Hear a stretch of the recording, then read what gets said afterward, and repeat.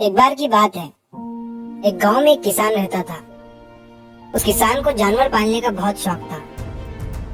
उसके पास पहले से ही बहुत सारी भैंसें थी, जिनका दूध बेचकर वो अपना घर चलाया करता था। तो एक दिन उस किसान ने एक खरगोश और एक बंदर को भी अपने घर में पाल लिया। अब काफी दिन गुजरने के बाद उस किसान ने उस खरगोश और बंदर के साथ खेलने का सोचा। उस किसान ने अपने खेत में बहुत सारे छोटे छोटे गड्ढे कर दिए और फिर उन गड्ढों पर मिट्टी डालकर उन गड्ढों को बंद कर दिया और किसी एक गड्ढे में उस किसान ने एक गाजर को छुपा दिया। अब उस किसान ने खरगोश और बंदर को उस गाजर को ढूंढने के लिए कहा। खरगोश बहुत ही कॉन्फिडेंट था और उसे अपने आप पर बहुत विश्वास था। उसने एक एक गड्ढे को खोदना शुरू किया और गाजर ढूंढने लगा।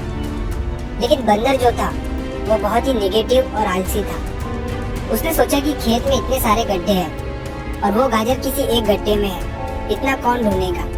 वो बंदर ये सोचकर एक गड्ढे के ऊपर जाकर सो गया। अब उधर खरगोश अपनी पूरी मेहनत से गाजर ढूंढ रहा था।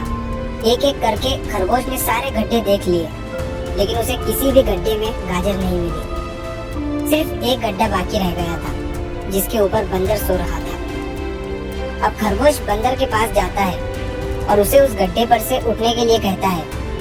जैसे ही बंदर उस गड्ढे पर से उठता है, खरगोश गड्ढा खोदकर गाजर बाहर निकाल लेता है और अपने मालिक को ले जाकर दे देता है। बंदर ये देखकर हैरान हो जाता है कि जिस गड्ढे के ऊपर वो इतनी देर से सो रहा था, गाजर उसी के अंदर थी। वो सिर्फ एक बार खोद कर देख लेता तो गाजर उसे मिल जाती और वो मालिक की नजरों में बड़ा बन जाता। यही सोचकर वो अपने किए पर पछता रहा था।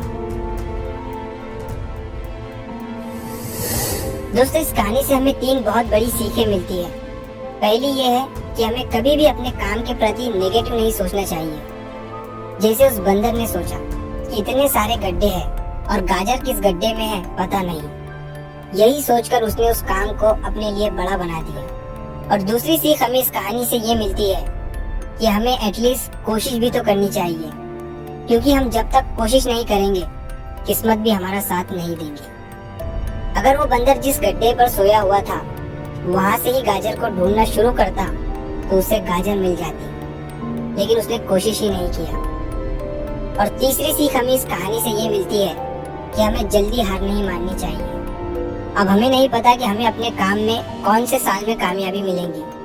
वो 2025 हो सकता है, 2030 हो सकता है या 2032 भी हो सकता है, लेकिन हमें कामयाबी तभी मिलेगी जब हम पॉजिटिव सोच के साथ कोशिश करते रहेंगे और हार नहीं मानेंगे। तो अगर आप इस कहानी को और भी लोगों तक पहुंचाना चाहते हो तो इस वीडियो को लाइक करो, ताकि YouTube इस वीडियो को और भी लोगों तक पहुंचाए। और अगर कहानी अच्छी लगी हो तो हमारे चैनल को सब्सक्राइब जरूर करिए। मिलता हूँ मैं अगली बार इसी तरह की कहानी के साथ। तो सब्र करो, शुक्र करो और जिंदगी में आगे बढ़ो।